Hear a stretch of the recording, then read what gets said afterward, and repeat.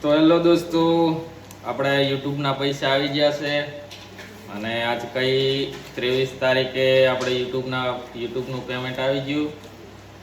પહેલાં આવ્યું હતું એનાથી થોડોક ઓછા પૈસા આવ્યા છે.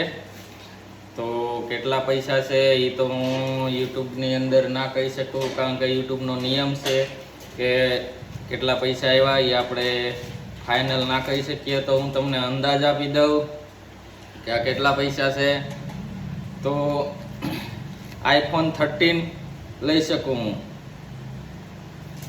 આ પૈસા છે, આનાથી iPhone 13 હું લઈ શકું એટલા યુટ્યુબના પૈસા આવી ગયા છે.